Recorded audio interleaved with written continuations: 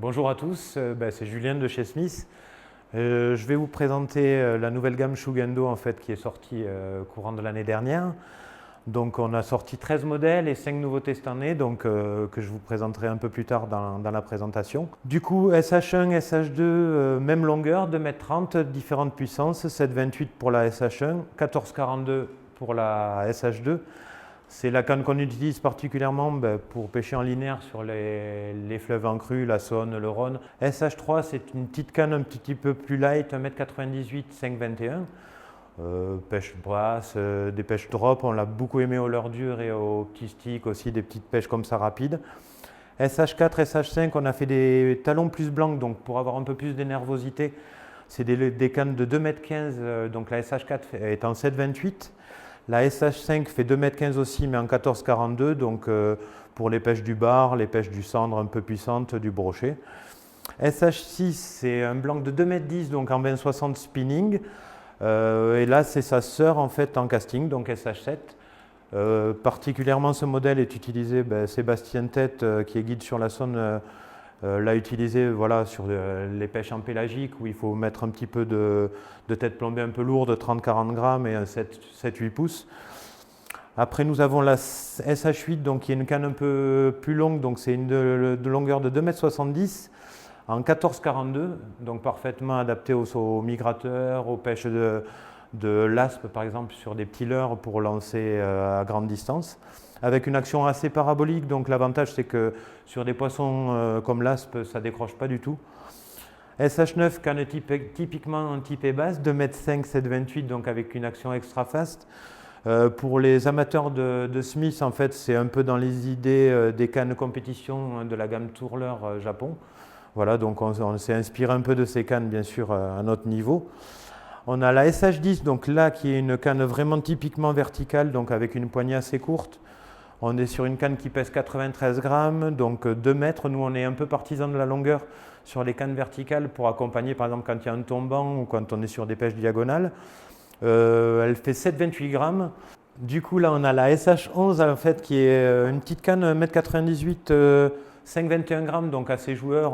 On l'a utilisé beaucoup sur des petites pêches de perche, de basse. Voilà, mais après, c'est ouvert à pas mal de choses.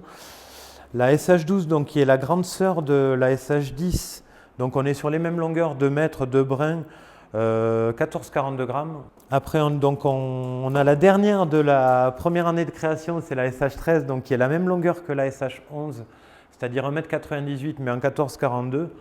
Et là-dessus, je ne sais pas si vous voyez, mais l'avantage c'est qu'il y a une pointe assez douce qui permet d'accompagner à la fois les animations en vertical et sur des ferrages assez puissants dans pas d'eau. En fait, ça permet de ne pas avoir de casse, par exemple, sur des gros poissons.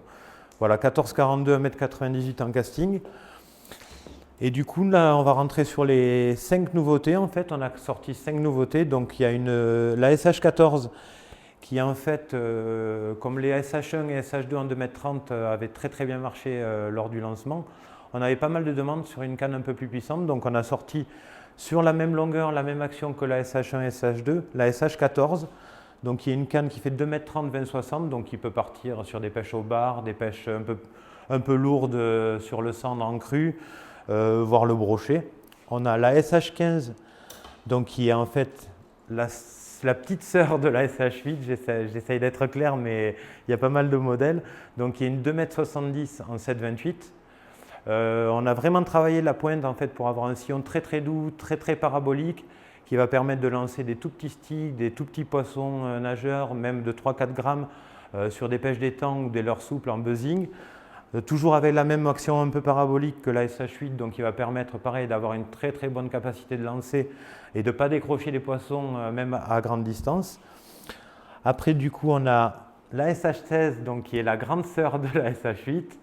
On est sur la même longueur de 1,78 m, 20-60, donc là pour les pêches classiques du bar, des migrateurs, enfin il y en a même qui l'utilisent sur du drop shot un peu heavy en Belgique sur les fleuves comme la Meuse, en fait, où il n'y a pas beaucoup d'accès, il te faut quand même de la longueur pour avoir un bras de levier. Après, on a sorti une petite modèle casting là, qui est assez sympa, donc qui fait 2,25 m, 20-80, c'est la SH17. Donc pêche en linéaire, du brochet. On l'utilise aussi en pélagique en fait, parce qu'avec la longueur, ça permet d'avoir un bon contrôle. Voilà, celle-là c'est la dernière en fait, c'est une SH18. Donc là, on est sur une longueur intermédiaire, comme on avait du 2,30 m et du 2,70 m. On a un petit peu réfléchi et on s'est aperçu qu'il y avait un creux, donc on a sorti une 2,50 m. Et toujours dans la même idée que les autres modèles de la gamme. On commence par une 1442 qui est un poids standard, en fait, qui est une des plus polyvalentes et qu'on déclinera après dans les années à venir en 7,28 et en 20,60. Voilà, donc j'espère que la présentation a été un peu rapide et il y a pas mal de chiffres, donc je suis désolé si c'est un peu complexe.